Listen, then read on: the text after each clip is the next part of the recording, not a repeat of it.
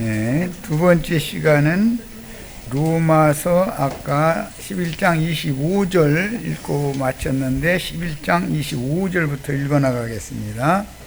형제들아 너희가 스스로 지혜 있다 하면서 이 신비를 너희가 모르기를 내가 원하지 아니하노니 이 신비는 이방인의 충만한 수가 들어오기까지 이스라엘의 도로는 우둔하게 된 것이라. 우둔하게 됐다는 건 꺾였다는 뜻도 같은 거죠. 그리스도의 그 생명나무 가지에서 잘려져 나갔다는 것과 같은 거예요. 그런데 본인들은 우둔하게 됐다고 느끼지 않고 오히려 더 밝아졌고 오히려 지혜롭게 되었다라고 이렇게 오해를 하죠. 사람은 영혼, 몸 이렇게 세 그릇으로 지었는데 몸을 지배하는 것은 마음입니다. 그런데 그 마음 중심의 영에서, 마음 중심인 영에서 어떠한 영이 그 사람의 영을 주장하느냐에 따라서 마음이 그쪽으로 쏠리게 되고 마음이 그러하면 그 몸으로 그 짓을 하게 돼 있어요.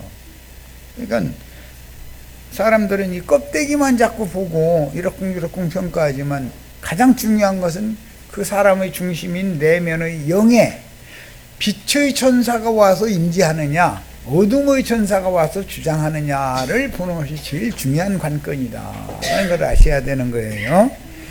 우리가 오늘 이 자리에 온 것도 실제는 몸이 온 거죠. 몸이 올 때 나의 마음과 나의 영이 함께 왔어요. 그런데 가장 중요한 것은 영이 내 마음을 그렇게 움직였고 마음에 따라서 내 마음이 지시하는 데에 따라서 몸이 여기 와 앉아 있는 거예요. 그러니까 가장 중요한 것은 내 속에 있는 영이 어둠의 천사를 받느냐 빛의 천사를 받느냐에 따라서 사람이 우준해질 수 있고 지혜로워질 수가 있다는 것을 알 수가 있는 거예요. 자, 우리는 다 지혜의 영이며 계시의 영인 빛의 천사들로 충만하게 되시기를 바라요. 이것이 풍성함이죠. 네. 지혜와 계시의 영이 풍성하면 이것이 풍성함인 거예요. 자, 이방인들이 값없는 은혜로 복음이 믿어져서 구원을 얻었으나 모든 이방인들이 다 복음을 받아들이는 것이 아니듯이 12지파의 신앙 회복도 은혜를 입은 소수만 영원한 복음을 받아들여서 구원을 얻고 어린 양의 장막에 들어와 계시록 7장에는 어린 양의 장막에 들어온 흰옷을 입은 무리 얘기가 나오죠. 이 사람들이 마태복음 25장의 오른편으로 분별된 양들이다 이거예요. 시대가 바꿔지면 현재는 우리들이 오른편 양들이죠. 계속 복음을 전해도 듣지 않는 사람들은 우편 염소들이에요. 세상 사람들은 우편 염소들이잖아요. 염소들의 세상에 복음을 전해서 우리가 알아듣고 우편 양들로 분별되어 나온 사람들이잖아요. 이런 것이 역전이 된다 이거. 이제 이방인의 때가 끝나면 이스라엘 12지파 중에 누구는 영원한 복음을 들을 때 귀가 열려가지고 누구냐면 시기하는 자고 은혜를 그렇게 구하는 자들이에요. 자꾸 찾는 자들이에요. 사람들은 신앙이 회복이 될 수가 있고 그 다음에 신앙이 회복되면 어린 양의 장막에 들어와서 땅의 기업을 유업으로 받는 것이다. 땅의 기업은 교회죠. 현재 우리는 땅의 기업을 차지했죠. 그런데 우리 앞선 선진들은 온전케 된 의인의 영들은 대리감을 받아서 하늘의 기업에 들어갔잖아요.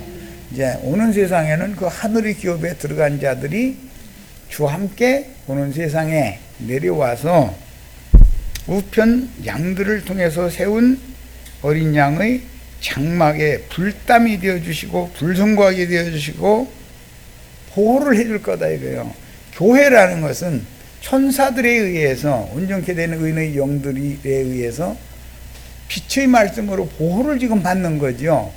우리가 세상으로 흘러 떠내려가지 않고 교회 생활을 신실하게 할 수 있다는 것은 하나님 엄청난 은혜가 지금 우리와 함께 한다는 뜻인 거예요.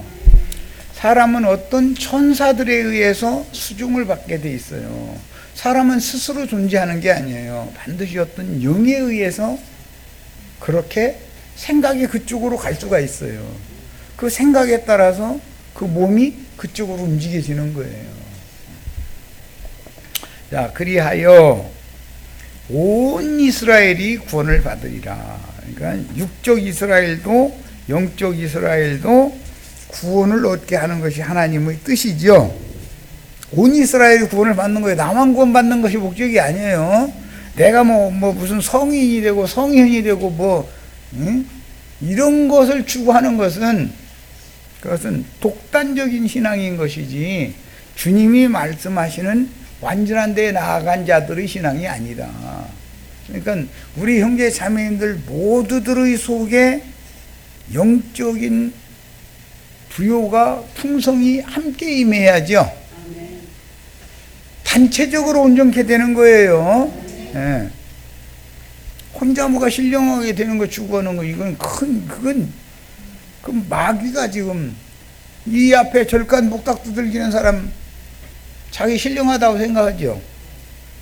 갖다 시주 바치는 사람들 그 사람 그 중처럼 되려고 지금 그 절간에 다니는 거 아니에요. 어떤 예배당에 다닌다는 것은 그 목사처럼 되려고 거기 다니는 거 아니에요. 목사처럼 되려고 다니는 거예요. 예수님처럼 되려고 다니는 거예요. 이건 뭐 말할 필요도 없는 거예요. 그런데 신앙이 어릴 때는 한참 은혜가 임할 때는 어떤 성도들이 여성도들은 자기 남편도 아닌 목사님과 이 행복한 시간을 갖는 그런 꿈도 다 꾼대. 많이 행복하시다가 꿈 깨면 끝나는 거지 뭐. 그래도 내 남편이 제일이야 이래야 되는데 우리 목사님이 제일인 때가 있었지 한참. 있었어요 없었어요? 그 불 붙으면은 꿈까지 꾼다더만. 행복한 시간 갖는 목사님하고. 그러니 그게 현실적으로까지 이어지다 보니까 이런 사회적인 어떤 문제들이 일어나고 다 그런 거잖아요. 얼마나 어리석은 신앙이냐. 판단력이 얼마나 없냐. 자, 기록된 바 구원자가 어디에서 오신다고 돼 있어요? 시온에서 오신다고 돼 있어요. 이 말은 오바댜서에서 인용하는 말이죠. 오바댜서에 보면 시온에 올라온 자들이 에서산을 판단한다 이렇게 돼 있죠. 우리는 다 하늘의 시온산에 올라온 14만 4천 중에 다 포함해서 있는 거예요. 그런데 이만희 그룹은 또 지가 전도한 14만 4천 명이 또 시온에 올라온 자들이라고 그러더만. 과천에 시온이 세워져요. 우주적으로 세워져요. 그런 말 하나도 분별을 못하면 그게 가라지 단에 묶이는 거다. 나 이거 분별시켜주는 얘기를 한 거예요. 야곱에게서 경건치 않은 것을 돌이키겠고 구원자는 시온에서 오셔가지고 야곱에게서 경건치 않은 것을 돌이키려면 심판에 대한 책망을 해야 돼요. 사랑의 하나님만 전해야 돼요. 내가 그들의 죄를 없이 할 때에 그들에게 이루어질 내 언약이 이것이라 함과 같으니라. 성경은 궁극적으로 온 이스라엘의 단체적인 구원을 다루며 하나님의 왕국, 그분의 나라, 메시아의 나라를 세우는 것을 다루므로 개인적인 구원 문제를 반드시 하나님의 뜻에 맞춰야지 어린아이 신앙으로 그날을 맞으면 그리스도의 심판대에서 바깥 어두운 데 쫓겨날 수가 있다. 거듭났지만 말이야. 너는 시집갈 나이가 안 된다. 야, 코 흘리게 하고 저기 신랑인 주님이 혼인할 수 없다. 이러면 끝나는 거죠. 그들은 그럼 지옥불에 떨어진다는 말이냐? 그게 아니고 그들은 바깥 어둠에 떨어져요. 대신에 가라지와 이 어린아이 신자들이 한밭에서 지금 같이 자라고 있죠. 가라지들은 아까 첫 시간에 내가 강조를 하기 위해서 세상에서 성공하는 걸 추구하는 건 가라지들이죠. 우리는 세상을 이기는 걸 추구해요? 세상에 성공하는 걸 추구해요? 그렇다고 세상에서 실패하라고 난 말하는 것이 아니에요. 그 세상을 이긴 주님이 나의 영과 나의 마음을 주장하심으로 내 몸으로도 세상을 이기는 사람이 되게 하는 것이 구원의 도다. 이것을 명확하게 하시길 바라요. 복음으로 하면 그들이라는 건 율법 말씀을 먼저 받았던 이스라엘 12지파죠. 너희로 말미암아 원수된 자요. 너희는 은혜를 입어서 구원을 얻은 이방인들, 교회 안에 들어온 이방인들을 말하는 거예요. 그러니까 복음으로 말하자면은 이스라엘 12지파의 버림받은 자들이 너희로 말미암아 은혜를 입어서 이방인들의 교회에 들어온 자들로 말미암아 이스라엘 12지파는 원수다. 택하심으로 하면 조상들로 말미암아 혈통적인 선민 아브라함, 이삭, 야곱, 요셉으로 대표되는 혈통적인 선민의 후손이었다는 것 때문에 조상들로 말미암아서 사랑을 입은 자였다. 12지파가. 그런데 그 사랑 타령만 날마다 하다가 우리가 많은 만민 중에 특별히 사랑함을 받은 빼어낸 백성이라고 자부하고 있다가 예수 그리스도를 통해서 끊임을 받아버렸죠. 그들은 제사장 나라의 직임을 하는 것에 대해서 너무 닫혀 있었죠. 이방인들 향해서는 완전히 개돼지치고 그들과 한 상에 밥 먹거나 말 붙이거나 이러면 안 된단 말이에요. 그 정도로 자신들은 아주 선민이고 빼어난 백성이라고 믿었는데 예수님이 오셔가지고 한 일은 오히려 너희가 멸절한 세리와 창기와 모든 이방 죄인들이 먼저 구원을 받아서 아브라함과 이삭과 야곱과 함께 그 나라에 먼저 들어가 앉아 있는 것을 볼 때 너희는 바깥 어둠에 쫓겨났다는 것을 깨닫고 슬피 울며 이를 갈미 있으리라 라고 예언했던 말씀이 그대로 오늘날 역사상에도 응했죠. 자, 이와 같이 이방 교회 중에 많은 무리 앉은 큰 음력 가라지와 어린아이 신자들이 섞여 있는 무리는 이제 그들 가운데 있는 어린아이들을 향해서 내 백성 거기에서 그녀에게서 나와라 라고 마지막에 추수 말씀이죠. 전파를 했는데 끝내 나오지 않고 그래도 여기가 좋다고 가라지들과 같이 있을 거라고 그러면 가라지들을 심판할 때 가라지의 단에 묶이면 가라지 심판할 때 함께 심판받을 수밖에 없죠. 그럼 기독교계의 끝내 여기는 심판 구원이 없느냐 이러면서 끝내 가라지 무리와 섞여 있는 기독교계의 끝까지 남아서 끝날을 맞을 거예요. 거기서 나와야 될 거예요. 이거는 이제 단체적인 문제니까 알아서 하시는 거예요. 알아서. 내가 강요하면 그럼 너한테 가야만 구원받느냐 또 이럴까 무서니까. 한 면에서는 이 말도 맞죠. 너한테 가야만 구원받는 것도 맞아요. 한 면에서는. 그러나 그런 얘기는 이단자가 되니까 그렇게 말할 수는 없고 온 땅에 우리가 알지 못하는 7천을 그루터기를 늘 감수하시는 분이기 때문에 자기가 거하는 가장 가까운 도피성으로 빨리 음녀에게서 나와서 도피성으로 도망을 가서 거기서 대제사장의 보호를 받아야 되는 거죠. 대제사장의 보호를 받는다는 건 불성곽이 되고 불담이 된다 이렇게 표현을 했는데 이것은 빛의 사자들을 통해서 지키심을 받아야 된다 이거예요. 하나님의 뜻은 이 유대인과 이방인들 모두가 값없는 은혜로 구원받는 것을 위해서 유대교인들의 얼마를 의도적으로 넘어뜨리고 그 자리에 이방인들의 얼마를 접붙여서 좋은 나무의 진액을 함께 받아 좋은 열매를 맺게 하여 온 이스라엘이 구원을 받도록 우주를 경영하신다라는 것을 바르게 이해해야 합니다. 그러니까 구원은 개인으로 시작되지만 결과적으로는 단체로 마친다라는 걸 알아야 된다. 그러니까 교회를 사랑하지 않는다 또는 교회를 공경하지 않는다 멋대로 행하려고 그런다 그 말은 내 부모를 공경하라라고 할 때 아버지는 하늘에 계신 아버지 막 공경 아주 너무 많이 해. 내가 보기에 기독교인들. 그런데 하늘에 있는 게 아니라 땅의 아비죠. 그게. 아버지에 대해서는 벌벌 떨어. 그런데 어머니에 대해서는 관심이 없어. 세상의 불효자놈은 아버지한테 효도를 하려면 어머니한테 효도해야죠. 나도 형제의 이제 두 아이들이 있는데 그 두 아이들이 저희 엄마한테 잘하면 그게 나한테 잘하는 거죠. 저희 엄마한테 함부로 하면 나를 멸시, 저희 애비를 멸시하는 거잖아요. 그 효도하는 게 아니잖아요. 오히려 저희 애미한테 효도하도록 가르치는 것이 정상적인 아버지고 남편이다 이거예요. 뭐 어른들이니까 뭐 이 정도 얘기도 충분히 알아들을 거예요. 내 부모를 공경하라 하면 육신의 부모만을 공경하는 게 아니잖아요. 예수님과 교회를, 그분의 배필된 교회를 공경하는 마음이 있어야 된다. 그런데 교회를 하찮게 여겨, 어머니를 우습게 여겨, 그럼 아버지를 모욕 주는 거다 이거예요. 이걸 알아야 돼.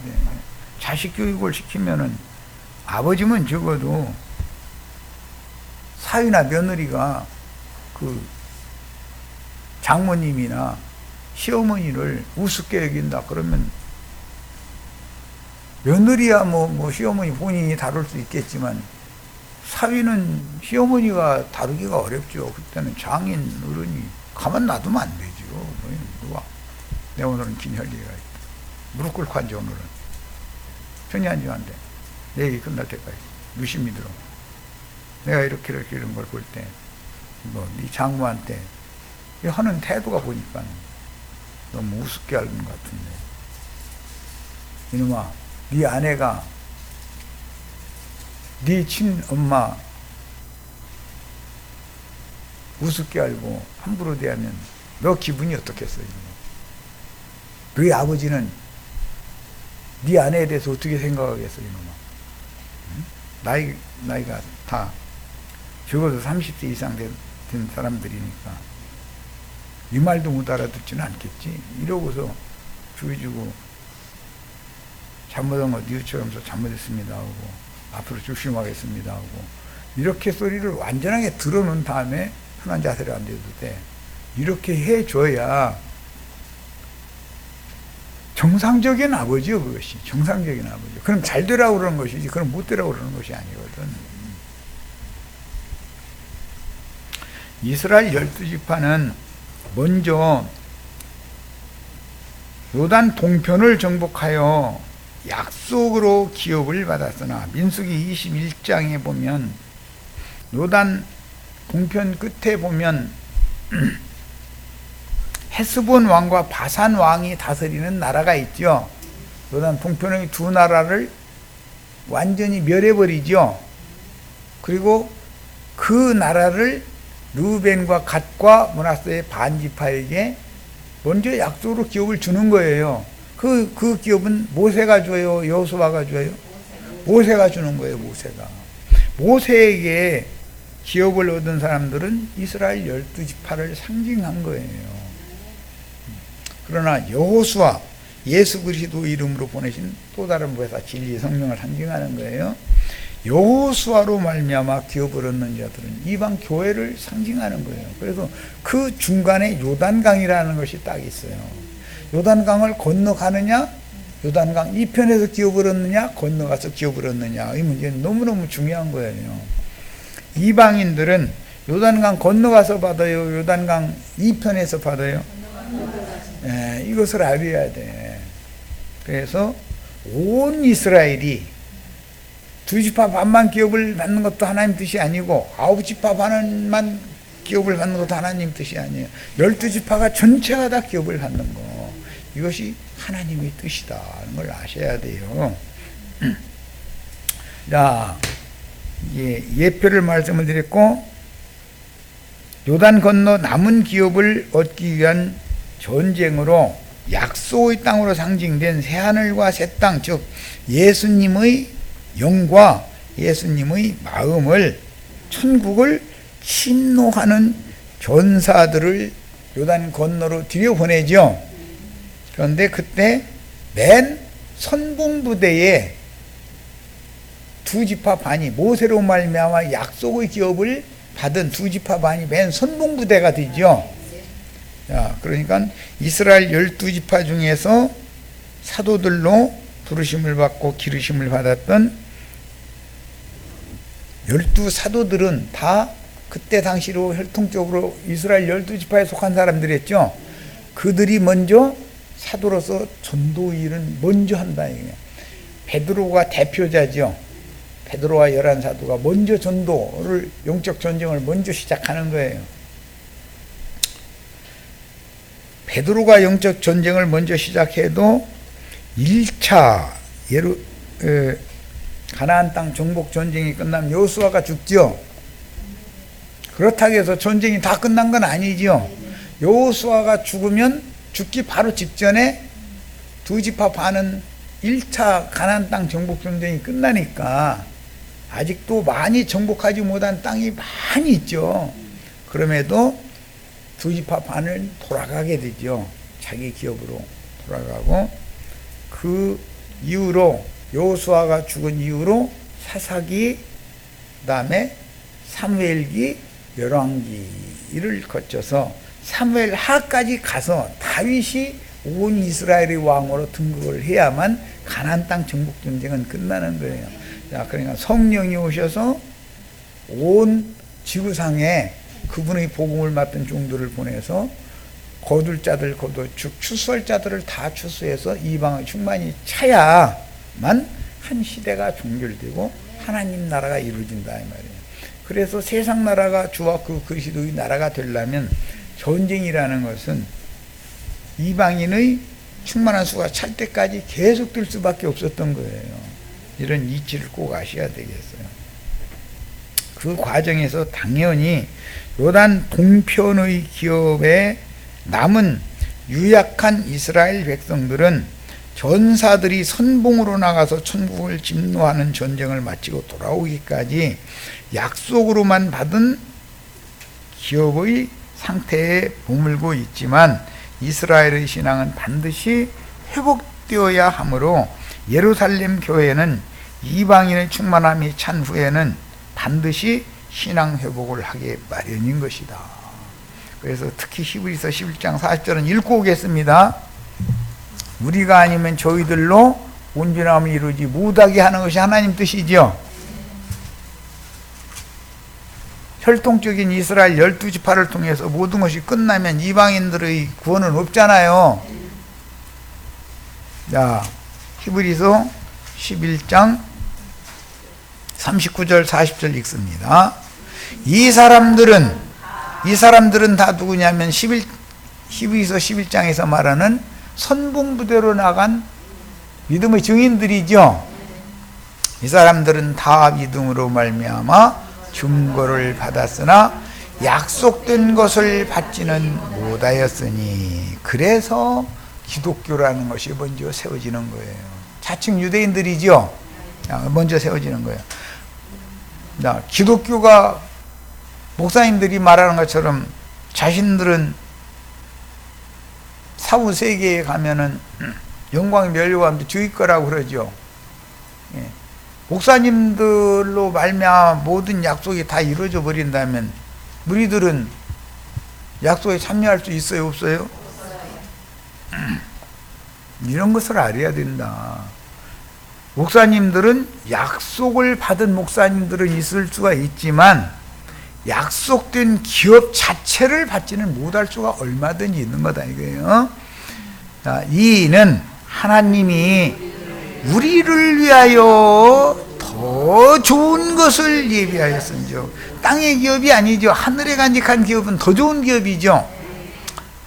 예비하였은즉 우리가 아니면 그들로 온전함을 이루지 못하게 하려 하심이라 그랬어요. 두 지파 반을 통해서 하나님의 모든 경영이 끝나는 건 아니다. 9지파 반이 완전한 기업을 받을 때 그 다음에 온 이스라엘이, 영적 이스라엘 12지파가 함께 구원을 받는 것이 하나님의 뜻이다 이 말이에요. 자, 다음에 이에 따라서 약속으로 기업을 먼저 받은 전사 사도들이 선봉해서 서한 전쟁을 시작하지만 우리는 서한 전쟁을 지금 마감하는 추수꾼 나도한 형제는 서한 전쟁을 마감하는 말씀을 나누고 있는 거죠. 사도들로 시작된 가나안 땅 서안의 정복 전쟁은 이방인의 때가 찬 후에 끝나는 것이다. 그러니까 여호수아가 죽기 직전에 두 지파 반은 돌려보냈죠. 그런데 돌아가 가지고 요단 저쪽 요단가 언덕에다가 제단과 비슷한 그 제단을 쌓았죠.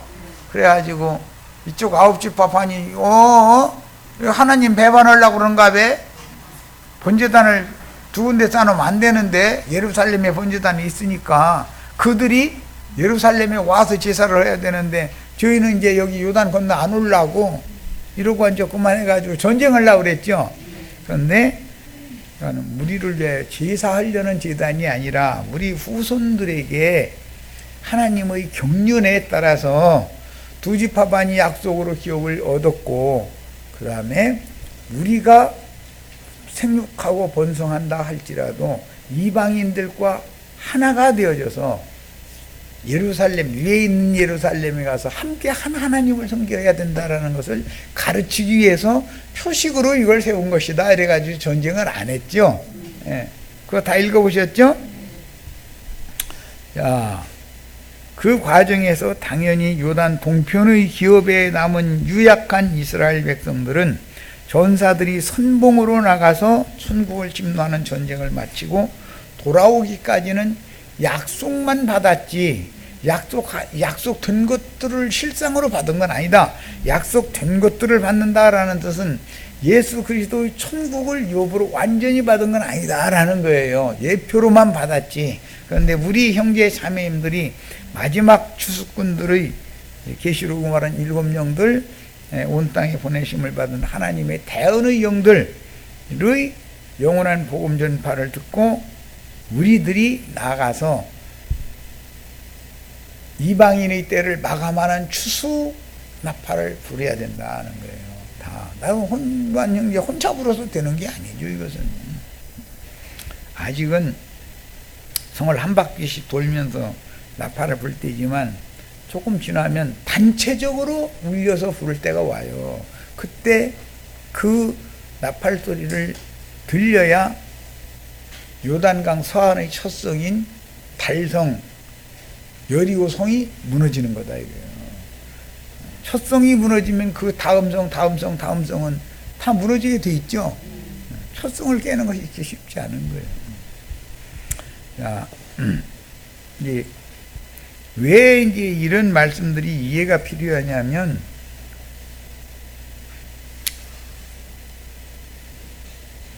심판에 관한 말씀을 주시는 예언은 실제로는 로마서에서 유다서까지의 서신서에도 심판에 관한 말씀이 많이 예언으로 주어져 있어요. 그러나 두 번째 편지인 계시록 2장 3장에 7 교회의 사자들에게 너희는 이런 교회에서 회개해라 라고 외치죠. 성령이 교회들에게 지금 외치시는 말씀이잖아요. 그러니까 알고 보면 개인적으로 자신이 뭘 잘못한 걸 회개하라는 게 아니라 계시록에서는 교회가 회개를 해야 돼요. 단체적인 회개를 지금 말한다 이 말이에요. 계시록에 가면 에베소 교회, 버가모 교회, 두아디라 교회, 사대 교회, 라오디게아 교회에는 회개를 하라는 말씀이 나왔죠. 회개를 촉구하는 말씀이 없는 교회가 두 교회가 있어요. 무슨 교회예요? 소모나와 길라델피아 이 두 교회를 빼고 나머지 5교회는 전체가 다 회개하라는 말씀이 주어져요. 그러면 오늘날 세상 교계 보고 성령이 오셔서 하는 일은 심판에 대하여 세상을 책망하신다 그랬는데 회개하지 않으면 심판받는 건 당연한 거죠. 회개를 개인적으로 하라는 거예요. 교회적으로 하라는 거예요. 교회적으로 하라는 말이다. 항상 구원에 관한 도는 개인으로 시작되지만 교회로 마친다. 그것을 꼭 명심하셔야 되겠어요. 계시록 22장 17절에도 나 예수는 우리 김정숙 자매를 위하여라는 거예요. 교회들을 위하여 내 사자를 보내서 이런 것을 증언하겠다고 돼 있어요. 교회를 위하여 말씀하시는 거예요. 최종적으로는 나를 위하여 말씀하시는 게 아니라 교회를 위하여 말씀하시는 거예요. 성령과 신부의 말씀은 나를 위하여 하는 말씀이에요, 교회를 위하여 하는 말씀이에요. 예, 작은 책은 힘센 천사한테 받아먹은 그 마지막 영원한 복음, 영원한 나팔 소리는 교회를 위하여 증거되는 거예요. 이거에 대해서 아주 확실히 지셔야 되겠어요. 아마 기독교인 들으면 깜짝 놀랄 거예요. 아니, 주님이 교회를 단체적으로 데려가고 어떤 교회는 단체적으로 버린다고? 그런 구절도 있었어? 이럴 거예요. 나 하나 데려가는 것으로 그렇게 생각했죠? 그렇지 않아요. 나를 세상에서 불러서 주님의 교회 안에 데려다 놓고 교회를 데려가는 거예요. 교회를. 예. 어떠한 교회는 버리는 거예요. 음료 교회는 버리는 거예요. 바깥 어둠에 쫓겨낼 수가 있어요. 음료 교회 중에는 가라지의 단들이 많아요. 지금 가라지의 단들은 불붙은 유리바다 속에 던져버릴 거예요. 어린아이 신자들은 나오라고 아무리 해도, 내 백성 거기서 나와라 해도 끝까지 안 나오면 가라지의 단이 난 좋아 이러면, 예, 그럼 그러다 돌아가시세요. 더 이상은 나도 어떻게 얘기할 수 없어요. 자, 그래서 그 영의 책망은 교회들에게 하시게 돼 있고, 회개를 촉구하는 말씀들을 교회가 세속화되고 타락하지 않았다면 교회들에게 회개하라고 할 필요가 있어요, 없어요? 교회가 세속화되고 교회가 타락했기 때문에 교회들에게 회개를 촉구하는 것이다.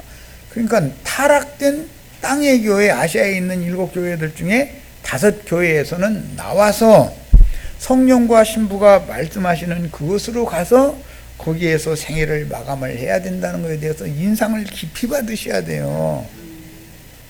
우리가 교회를 공경하는 마음이 없으면 두려워하는 거예요. 어머니를 공경하지 않는 것은 아버지를 공경하지 않는 거예요. 하나님 아버지의 심판은 교회에 대해서 함부로 생각하는 자들에 대해서는, 개인적으로 뜯어놓고 보면 똑똑하고 잘났는지 모르지만 주님이 보실 때는 이놈은 천국이라고 하는 하나님 주님의 나라에는 쓸모있는 놈이 아니다. 너무 잘난 놈, 지난번에 내가 얘기했죠. 너무 잘나서 길이가 안 맞아. 길이가 너무 길어. 잣대로 다 재보는 거예요. 규격에 맞는지 안 맞는지. 요단강가에서 큰 자, 작은 자, 규격에 맞는 자 이렇게 잣대로 재봐가지고 큰 자들은 다 죽이는 얘기 읽어보셨어요?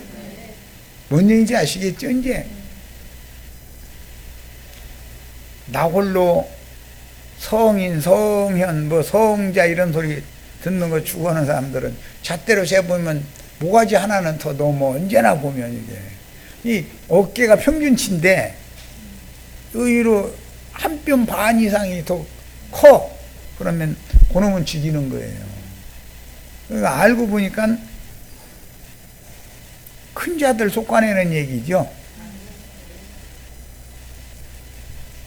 규격에 맞아야 돼. 규격에 맞아야 돼. 천국에서는 큰 자가 작은 자고, 큰 자는 버려둠을 당하고 작은 자는 데려가신다는 원리를 아셔야 돼. 이런 걸 가르치면, 이 말은 무슨 뜻이냐, 세상에서 성공해서 뭐가 된 것을 자랑 삼는 사람들은 천국에는 유용하다, 유용하지 않다. 천국에서는 쓸 수 없다, 그 말이에요. 그렇다고 우리 형제 자매님들은, 내가 이렇게 가르치면 형제 자매님들은 세상에서 쫄딱 망해요? 세상 나라가 발전하는 만큼 먹고 사는 것도 좀 편해지고 괜찮아졌죠. 그러니까 오늘 이 자리에 왔지. 만약에 먹고 살고 바쁘면 이 자리에 어떻게 왔겠어. 다 알아. 일 안 해도 먹을 만한 것이 있으니까 여기에 오지. 오늘 모임에 가면 나는 한 끼 굶어야 된다 하면 여기 오라고 사정해도 안 와. 나 다 알고 있어.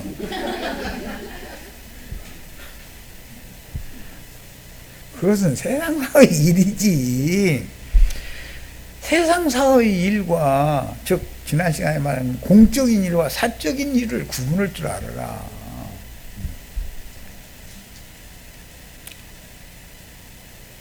예. 그래서 에베소, 보가모, 두아디라, 사대, 라우디게아의 5교회들에게 주신 그 영의 책망과 회개를 촉구하는 말씀들은 교회가 세속화되고 교회가 타락한 것 때문에 교회에게 회개하라고 그러는 것이죠.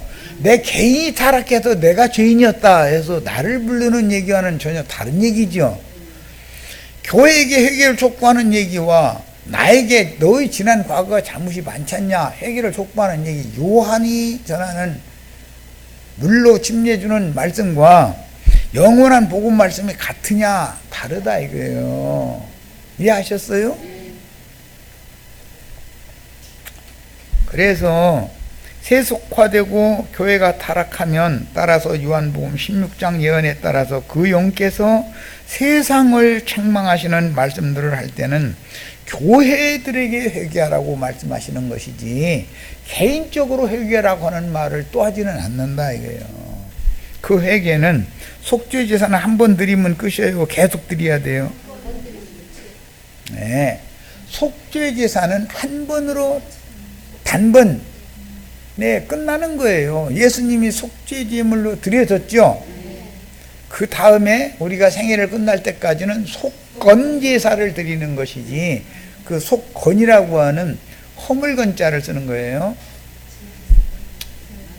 속죄라고 하는 죄라고 하는 말과 허물이라는 말은 달라요. 죄와 허물들이라는 말을 잘 알아야 돼. 예수 그리스도의 구속은 죄를 용서하는 거예요? 허물들을 용서하는 거예요? 죄를 심판하고 지난날 저지른 모든 허물들을 사면하는 것이 구속이죠. 이런 거에 대해 내가 여러 번을 강조해서 말씀드렸기 때문에 이런 것을 분명히 하지 않으면 안 된다. 단수의 죄와 복수의 죄들이라고 하는 시인스라는 말과 시인이라는 말은 개념이 전혀 다른 거다. 죄는 마귀 인격이죠. 범죄를 그 죄의 유혹에 따라서 내가 걸려 넘어진 것은 내가 그런 것이 아니라 내 속에 거하는 죄가 나로 걸려 넘어지게 만든 거죠. 그러니까 그 영혼들을, 불쌍한 영혼들을 넘어지게 만드는, 실족시키는 죄는 심판해야 돼요? 죄를 용서해야 돼요? 긴 얘기 안 할게요. 이제 충분히 하셨죠? 자, 창세기 18장 11절에 아브라함과 사라가 나이 많아 늙었고 사라의 경수는 끊어졌는지라. 적어도 이제 60이 넘었겠죠? 그래서 과부로 참과부가 되려면 60살이 넘어야 된다고 그랬죠. 그런데 육신적으로 너무 건강한 분들은 60이 됐는데도 이 경수가 안 끊어질 수도 있죠. 60이 넘어가지고 경수 안 끊어지면 쓸데없는 경수는 거 아니야 지금. 그렇다고 애를 낳을 거예요, 어부할 거예요, 아무것도 소용없는 짓 하는 건데, 육신이 6이 넘어간 거에도 끝까지는 그게 속을 새겨. 육의 생명이라는 게 그럴 수 있죠. 육신이 건강해서 나쁘다는 게 아니라 육신이 건강해서 60이 넘었는데도 계속 달거리를 한다 그러면은 징글 맞을 것 같아, 내가 생각할 때. 그러면 어떻게 하면 돼요? 징글 맞으면 자궁 드러내면 하고 싶어도 못하죠. 자궁 드러내는 수술하시면 경도도 끝나는 거 아니요. 자궁이 없는데 어떻게 경도를 하겠어. 자, 여인의 생식기관에서 배출되는 경도의 피 흘림은 흑사람의 생육과 번성을 위한 표적으로 경도를 할 나이인데, 정상적으로 60이 넘어서 또는 자궁 적출을 해내서 경도가 끊어진 경우는 그건 다루는 것이 아니고, 정상적으로 경도를 할 나이인데 경도가 끊어지는 경우는 잉태했다는 뜻이겠죠. 그런데 잉태할 수 있는 수태의 가능이 있는 여자가 계속 경도를 한다라는 것과 경도를 않는다 이거예요. 사라처럼 그런 경우는 성경이 말하는 개념이 다르다. 젊을 때 당연히 살아도 경도를 했죠. 경도를 했는데 젊을 때 아들을 낳아요, 못 낳아요? 못 낳고 종이 난 아들, 내 아들 삼으려다가 큰 코 다치죠. 아들 낳게 만든 다음에 종년 쫓아내고 아들만 자기 아들로 입적시키려고 그러면 그 마음대로 안 되잖아요, 이게. 애미가 저쪽에서 와가지고서 와서 뻑꾸 했으면 자고새가 애써서 알 낳아가지고서는 목욕물로 갔다 오는 사이에 자기가 난 새끼는 그 뻐꾸기가 밀어내버리죠. 이제 자고새 알은 구하를 해도 땅바닥에 다 밀치러 떨어뜨려서 다 죽었어. 죽어라고 물어다 길러놔. 그러면 이제 주 애미가 이때쯤 내가 데리고 갈게요 나타나가지고 저쪽에서 뻑꾸 그러고 앉았으면은 주 애미 따라 날아가 버리죠. 그건 자고새는 허탕지르는 거죠 지금. 안 할 소리지만 목사님들 이런 말 잘 알아들으셔. 자고새처럼 허망한 짓 그만해. 마귀 새끼 기르느라고 죽을 똥 싸놓으면 목사님들만 허심만 빠지고 나중에 때가 되면 뻐꾸기 애미가 저쪽에 날아서 뻐꾸 하면 다 날아가 버려. 뭔 소인지 알고 있어. 난 세상의 이치를 봐도 영적인 사실 그렇게 잘 깨달아지대. 그거 희한하게. 목사님들 수고 많이 하죠.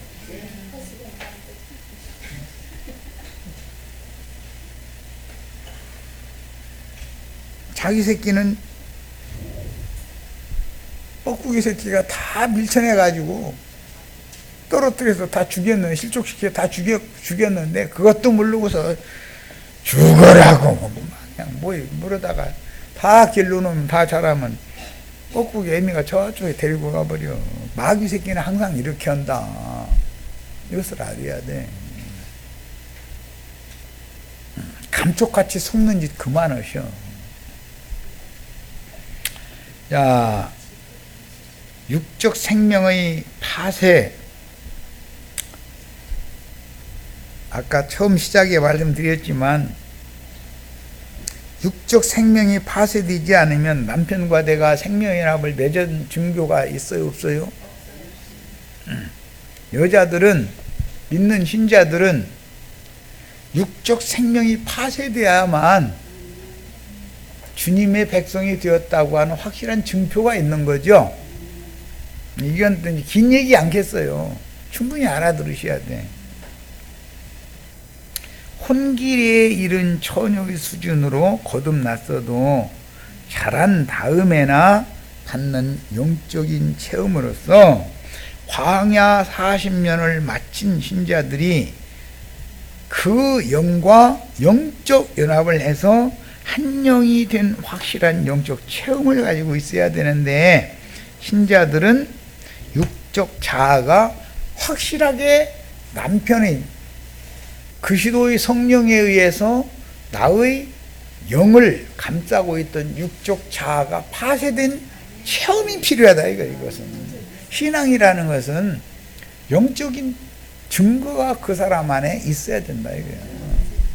예배당에 열심히 다닌 거, 내가 장로인데 권사인데 그것이 영적으로 할려받았다는 표현이에요?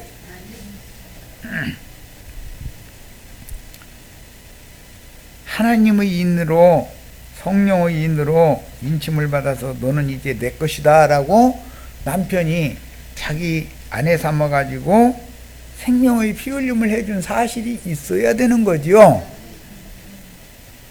알아들었을 줄로 믿고 나갑니다.